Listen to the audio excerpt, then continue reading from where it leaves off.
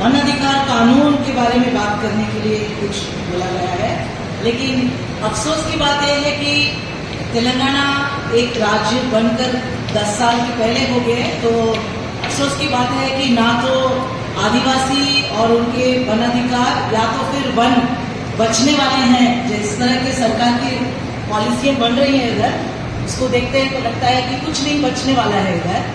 अगर वन अधिकार कानून की बात करूं तो वैसे जब सेपरेट स्टेट बना, जमीन को पूरी अगेन आर्बिट्री लैंड यूज, क्योंकि ना कोई कंसल्टेशन उनके साथ, ना कोई उनके साथ कोई चर्चा, तो टाइगर सेंचुरीज को टाइगर रिजर्व बना दिया और उसमें आदिवासियों के हक को या उनकी जो पारंपरिक हक है उसको पहचानते हुए, उसको कानून को लागू करते हुए उनकी दावों को क्लेम्स को क्लियर करना, जो पेंडिंग क्लेम्स नहीं। तो तेलंगाना में अभी ये परिस्थिति है कि 1 लाख के ऊपर जो दावे आए हैं उनको सरकार ने रिजेक्ट किया, उसको रिव्यू भी करने की कोशिश नहीं है कहीं।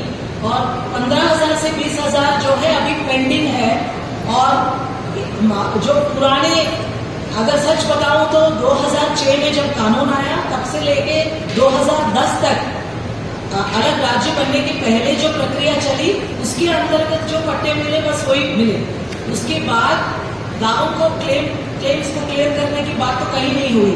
और अब पिछले इलेक्शन में 2023 में जाकर सरकार ने एक कैंपेन मोड में दावे को क्लियर करने की कोशिश, एक कैंपेन मोड में चलाने की कोशिश की, जहां 4 लाख एकड़ 1.5 लाख फैमिलीज को देने की बात हुई, लेकिन वहां भी काफी इनएलिजिबल हाउसहोल्ड्स को ये देने की हुई है बात। तो बहुत सारा उसमें गड़बड़ हुआ है। तो ना तो पैसा, ना तो फॉरेस्ट राइट्स एक्ट का इम्प्लीमेंटेशन हुआ है। तो अभी क्या हो रहा है, 2023 में अगर कांग्रेस सरकार आए तो यहाँ कांग्रेस सरकार ने भी ये कहा कि दावे और फॉरेस्ट राइट्स और पीसा को स्ट्रेंथन करने की ओर कदम लेंगे, लेकिन अब तक तो हमें कुछ नहीं नजर आ रहा है। आखिर में मैं बस 2 बात रखना चाहूंगी जो शायद बाकी दूसरे मित्रों को भी ये इधर होगा।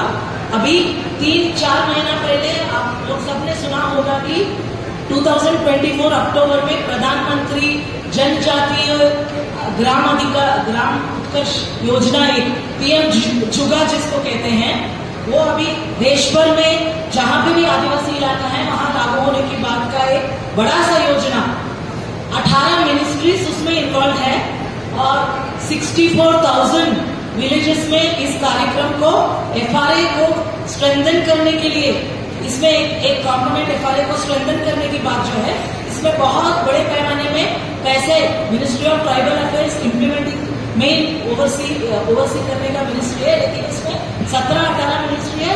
पूरा भारत भर में लागू करने के लिए प्रोग्राम लॉन्च हुआ है।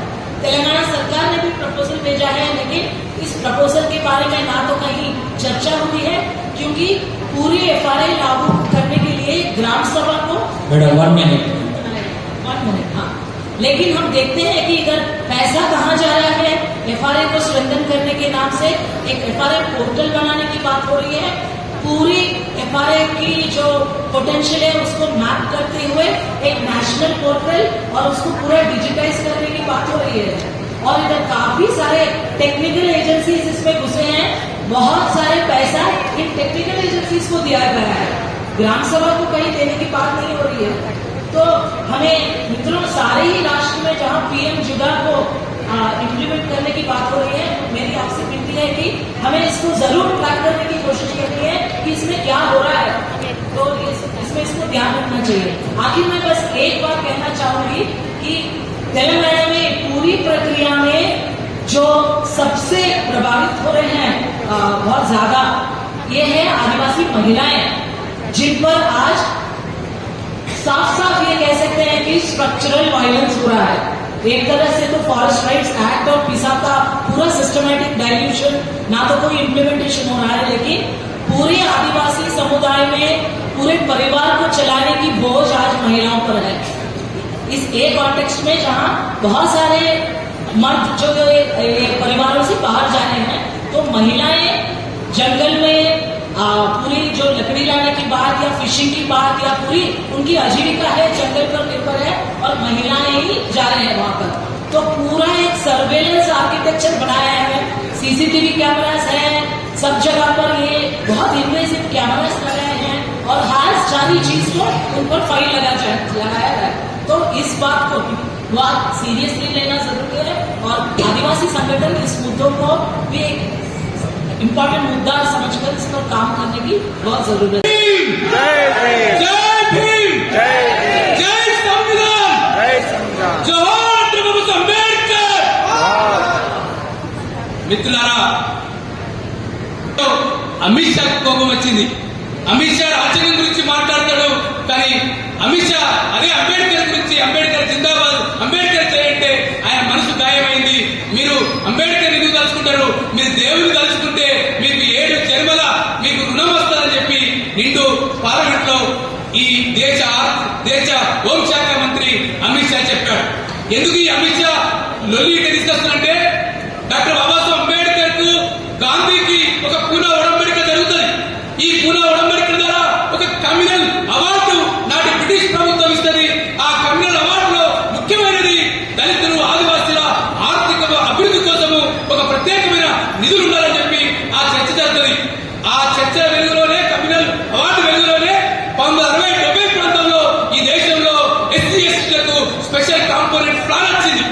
అయితే స్పెషల్ కాంపోనెంట్ ప్లాన్ డబ్బులు మొత్తం ఈ దేశంలో కామన్వెల్త్ క్రీడలకు, రకరకాల ఎన్నికల బ్యాలెట్ బాక్సులకు వినియోగిస్తుందని చెప్పి దేశవ్యాప్తంగా దళితులు, ఆదివాసీలు ఉద్యమించిన సందర్భంలో మొట్టమొదటిసారి నాటి యునైటెడ్ ఆంధ్రప్రదేశ్ లో, ఉమ్మడి ఆంధ్రప్రదేశ్ లో మాకు ప్రత్యేక చట్టం కావాలి, ఎస్సీ ఎస్టీలకు సప్లాన్ ప్రత్యేక చట్టం కావాలని చెప్పి ఒక పోరాటం జరిగింది.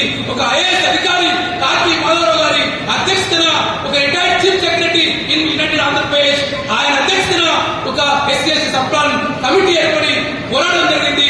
ఆ పోరాటంలో ఇక్కడ డిబిఎఫ్ వ్యవస్థాపక అధ్యక్షులు కొరి వినయ్ కుమార్ గారు ఇక్కడ ఉన్నారు. 72 గంటల పాటు ఈ రాష్ట్ర రాజధాని కేంద్రంలో 72 గంటలు 3 రోజుల పాటు దీక్ష చేస్తే నాటి కాంగ్రెస్ ప్రభుత్వం 2023లో ఉమ్మడి ఆంధ్రప్రదేశ్ లో ఎస్సీ ఎస్టీ సప్లాన్ చట్టం తీసుకొచ్చింది. ఏంటిది ఎస్సీ ఎస్టీ సప్లాన్ చట్టం ఉద్దేశం? దళితులు, ఆదివాసుల్ని సమగ్రంగా అభివృద్ధి చేయాలి. కేవలం సంక్షేమం కాదు, డెవలప్మెంట్ కావాలి, కాంప్రహెన్స్ డెవలప్మెంట్ కావాలి. వాళ్ళ జనాభా రామాంశ ప్రకారం నిధులు కావాలి, నిధులు కేటాయించాలి బడ్జెట్ లో అని చెప్పి ఒక పెద్ద డిమాండ్ వచ్చింది. ఆ డిమాండ్ మేరకు చట్టం వచ్చింది. ఉమ్మడి రాష్ట్రంలో చట్టం వచ్చింది. ఆ ఉమ్మడి రాష్ట్రం విడిపోయింది. తెలంగాణ, ఆంధ్రప్రదేశ్ లో ప్రత్యేక రాష్ట్రాలుగా ఏర్పడ్డాయి. కానీ ఇక్కడ అంటే కేంద్రంలో నీతి ఆయోగ్ వచ్చిన తర్వాత ప్లాన్, నాన్ ప్లాన్ రకైన తర్వాత సప్లానే పోయిన పరిస్థితి ఉంది. ఈ కంటెస్ట్ లో మళ్ళీ తెలంగాణలో కొత్త ప్రభుత్వం ఏర్పడినప్పుడు అప్పటి విద్యాశాఖ మంత్రి, దళితాభివృద్ధి శాఖ ఇన్ఛార్జ్ మంత్రి జగదీర్ తోటి, అప్పటి డిప్యూటీ సీఎం కరీం సిఆర్ తోటి దళిత సంఘాలు, ఆదివాసీ సంఘాలు అనేక ప్రయత్నాలు చేయంగా తెలంగాణలో తిరిగి ఎస్సీ ఎస్టీల ప్రత్యేక అభివృద్ధి నిధుల చట్టం చట్టం తీసుకురావడం జరిగింది. పార్లమెంట్ నిండు అసెంబ్లీ 2017లో ఒక చట్టం తీసుకొచ్చింది. ఆ చట్టాన్ని మార్పు తీసుకొచ్చింది. కానీ దళితులకు, నిధులు, గిరిజనులకు నంబర్లు ఉన్నాయి. నంబర్కే అంకెలు కేటాయిస్తూ ఉన్నారు. మాకు అంకెలే మిగిలాయి, కాగితాలు అంకెలు మిగిలాయి, కానీ అభివృద్ధికి నిధులు ఖర్చు కాలేదు. ఒక లెక్క చెప్తాను. కేసీఆర్ ఏం చెప్పాడు? ఈ ప్రత్యేక తెలంగాణలో దళిత అభివృద్ధి కోసం నేను పనిచేస్తాను, దళితుల్ని ముఖ్యమంత్రి చేస్తాను, దళితులకు కూడా ఇక్కడ భూమి ఇస్తానని చెప్పినాడు. ఆయన ఆయంలో లాస్ట్ లో చివరి బడ్జెట్ పెట్టాడు. 36,000 కోట్లు నాటి టీఆర్ఎస్ ప్రభుత్వం 2023-24 బడ్జెట్ పెడితే వాడు ఖర్చు పెట్టింది ఎంతైనా 14,000 కోట్లు మాత్రమే. 36,000 కోట్లు పేపర్ మీద నిండు అసెంబ్లీలో బడ్జెట్ లో కేటాయిస్తే వాడు ఖర్చు పెట్టింది కేవలం 14,000 కోట్లు. ఇవాళ కాంగ్రెస్ ప్రభుత్వం వచ్చింది. ఒక నిరంకుశ ప్రభుత్వాన్ని దించి ఒక ప్రజాస్వామిక ప్రభుత్వం తెచ్చుకుంటే, వీళ్ళు ప్రజా ప్రభుత్వం పేరుతోటి ప్రభుత్వాన్ని ఇక్కడ నడుపుతుంటే, ఇక్కడ ముఖ్యమంత్రి రేవంత్ రెడ్డి నడుపుతా ఉంటే, ఈయన 2024-25లో బడ్జెట్ దళితులకు 33,127 కోట్లు కేటాయిస్తే అంతా ఖర్చు పెట్టాలనుకుంటాడు. కానీ ఖర్చు పెట్టింది కేవలం 9,824 కోట్లు మాత్రమే. అంటే పర్సెంటేజ్ లెక్క ఇస్తే 29% మాత్రమే బడ్జెట్ వల్ల ఖర్చు పెట్టే సందర్భం ఉంది. అదే ఆదివాసుల గురించి మాట్లాడుకుంటే, ఎస్సీ ఎస్టీ ట్రైబల్ సప్లాన్ గురించి మాట్లాడుకుంటే 17,000 కోట్లు కేటాయిస్తే కేవలం 6,000 కోట్లు మాత్రమే ఖర్చు పెట్టారు. ఇది కేవలం 39% మాత్రమే. ఇది కూడా దేనికి ఖర్చు పెట్టారు? ఇంతకుముందు వెంకటరెడ్డి సార్ చెప్పినట్టు ఈ విద్య ఖర్చు పెట్టలేదు. హాస్టల్ కానీ, గురుకులకు కానీ విద్య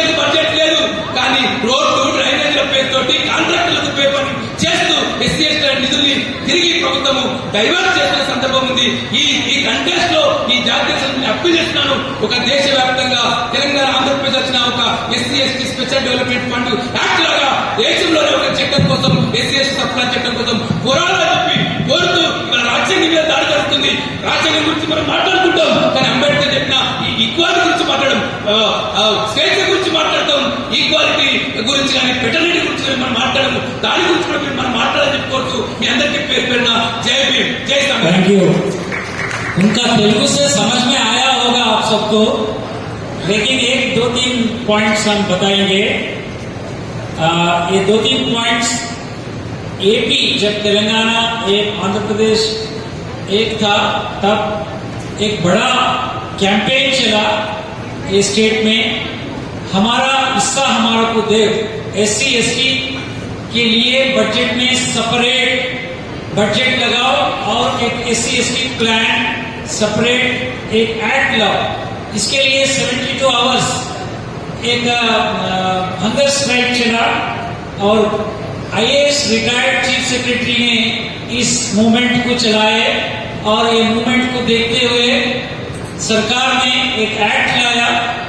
बजट में जो एससी एसटी का पॉपुलेशन के अनुसार बजट का अमाउंट पूरा बाजू रख के इसको इम्प्लीमेंट करना चाहिए, लेकिन प्रैक्टिस में लास्ट गवर्नमेंट 34,000 तेलंगाना गवर्नमेंट ने 34,000 करोड़ अलॉट किया, लेकिन खर्च किया 14,000 करोड़। शंकरन्ना बता रहे थे कि अलॉटमेंट बस नहीं होता, खर्च भी करना चाहिए। और कांग्रेस गवर्नमेंट बहुत लड़ाई लड़के कांग्रेस गवर्नमेंट को लाए, सब लोग मिलके, इसके लिए भी हैप्पी नहीं है। 32,000 करोड़ बजट में लगाए, लेकिन केवल 9,000 करोड़ वो स्पेंड किए, दैट मीन 29% ओनली। तो बजट में जो लगाए वो भी खर्च करना चाहिए एससी एसटी के लिए, वो बहुत इंपॉर्टेंट है, ये पॉलिटिकल है। एनईएपीएम ये मुद्दे को देश भर में लेके जाने के लिए ये एक्ट। సారీ సార్, అంటే మనందరం కుల నిర్మూలన కోసం పనిచేస్తాం, కులాన్ని పోవాలి అని సమానం చెప్తాం. కానీ మన తెలంగాణలో గత 10 ఏళ్ళుగా చూస్తే 128 సంఘటనలు కుల దురాంకాల హత్యలు జరిగాయి. దానికి ముద్దు పేరు పరువు అని చెప్తున్నారు. నిన్న కాక మొన్న సూర్యాపేట జిల్లా కేంద్రంలో 26 జనవరి రిపబ్లిక్ డే నాడు ఒక దళిత యువకుడు ఒక దళితేతర అమ్మాయిని పెళ్లి చేసుకుని చెప్పి పేరుతోటి చంపేశారు. ఇక్కడ మనకు పోలీసులు బందోబస్తు వస్తున్నారు. ఒక నాగలక్ష్మి అని చెప్పి అయోధ్య పోలీస్ స్టేషన్ పనిచేసే ఒక నాగలక్ష్మి బీసీ అమ్మాయి ఎస్సీ అమ్మాయిని పెళ్లి చేసుకుంటే కులాంతర పేరుతో దాడి చేశారు. నిన్న ఇక్కడ చర్చ జరిగింది. మనకి ఎటువంటి భారతదేశం కావాలి, ఎటువంటి భారతదేశాన్ని అంగీకరిస్తామంటే మన సెక్యులర్ గురించి మాట్లాడారు, రకరకాల అంశాల గురించి మాట్లాడారు. కానీ ఇక్కడ కులం లేని, మతం లేని ఒక సమాజం కావాలని ఒక చర్చ కూడా మన మధ్య జరగాలని చెప్పి కోరుతున్నాను. థ్యాంక్ या ये जो हिंदी में मेजर है कुल निर्मूलन है, जाति का नाश विनाश। ये जो तेलंगाना में ये बहुत हत्या हो रहा है कास्ट के अनुसार, इसको निर्मूलन करने के लिए एनईएपीएम भी इसके मदद करना चाहिए, इसके कैंपेन करना चाहिए। इसका नाम दूसरा नाम लगा रहे, मर्डर करके दूसरा नाम लगा रहे, इसके ऊपर ध्यान देना चाहिए।